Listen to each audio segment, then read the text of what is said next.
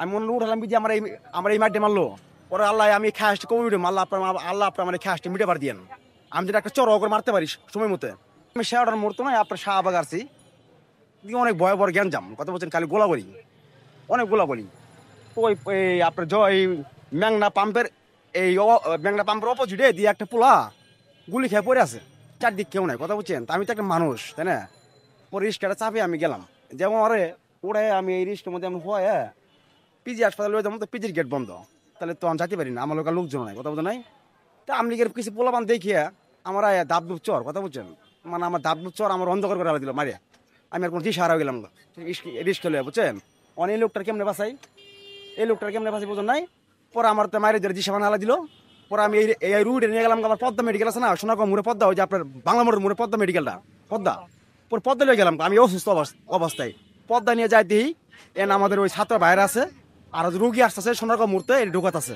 তো বললাম ভাই আপনার জোড়াই যোদ্ধা ছাত্র ভাই না হাত হয়েছে ওর ঢুকান, ওর ওনারা ঢুকাইছে। পরে আমি রিস্কাটা লয়া আয় পড়ছি আইসি আর আল্লাহর কাছে আল্লাহ আমি একটা গরিব মানুষ রিস্কা চালাই।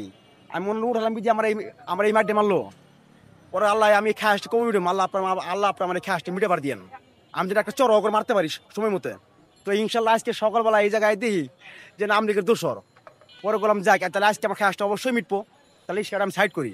রিস্কাটা ওই তালা মারিয়া আয় খারাইলাম একটা চর হলো মারছি ভাই, এই জামদোর ভিতরে একটা চর হলো একটা মারছি। ওই যে আপনার পাঞ্জাবি গাজিয়ান একটা মোড়া করে স্বাস্থ্য করে ফসা করে ওর নাম কি, হ্যাঁ ওর নাম মোড়া নতি সিদ্দিক, মানে স্বাস্থ্য করে অনেক পুলিশে ধরছে মানে ওর হাত ধরছে আমি তোর একটা চর হলো মারছি।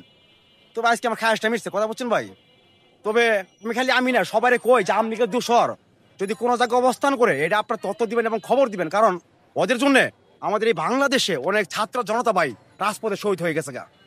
এবং আমার রিক্সা চালক ভাই মানিকনগরে একটা গুলি খাইছিল কিন্তু ভাই, কি ভাই খাইছিল নাকি মানিকনগরে রিক্সা চালক ভাই গুলি খেয়ে লগে লগে মারা গেছে কথা বুঝছেন। কিন্তু এইসব হয়েছে এই স্বৈরাচার শেখ হাসিনার দূষণের কারণে কথা বুঝছেন। আমাদের বাঙালি আমরা শরীর বেড়া কাজ করুন ভাত খাম, আমাদের দেশ কি এর গন্ডগোল কি এর গ্যাঞ্জাম কি এর কিলেছিলি বোড়ায় আপিলে জাতীয় সংসদ নির্বাচন হবে, আমরা জাতীয় সংসদ নির্বাচন যারে ভালো লাগে তাই আমরা ভোট দেবো, এতে কোনো গ্যাঞ্জাম আমি দেখি না।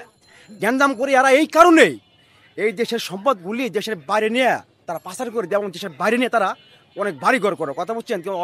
ওরা আসলেই আমাদের এই দেশের মানে জনগণের বাঙালির ওরা একটা পাগল পাইছে গাধা পাইছে কথা বুঝছেন, গাধা পাইছে বাঙালি, কিন্তু বাঙালি অন গাধা নাই, বাঙালি অন সচ্ছল একটা খেটে খাওয়া দিনমজুর সচ্ছল হয়ে গেছে গা, সতর্ক হয়ে গেছে আর বুঝে যে হালা আমার ভোটটা নিয়ে পর কি করবো কথা বুঝছেন। তো আমাদের বাংলাদেশে চলছে কিটারি বাটপারি ভরা, আমাদের বাংলাদেশে বাঙালি প্রতি ঘরে ঘরে চুপ কথা বুঝছেন। এই জন্যই আমাদের বাংলাদেশের এই অবস্থা, বাংলাদেশের আর্থিক সমস্যা এবং বাংলাদেশে টাকা পয়সা নাই, বাংলাদেশে মারামারি ধরাধরি, এই জন্য আজকে বাংলাদেশের এই অবস্থা কথা বলছি। কিন্তু বাংলাদেশে ভালো লোক এখন নাই, দেশ শাসন করা ভালো লোক লাগে।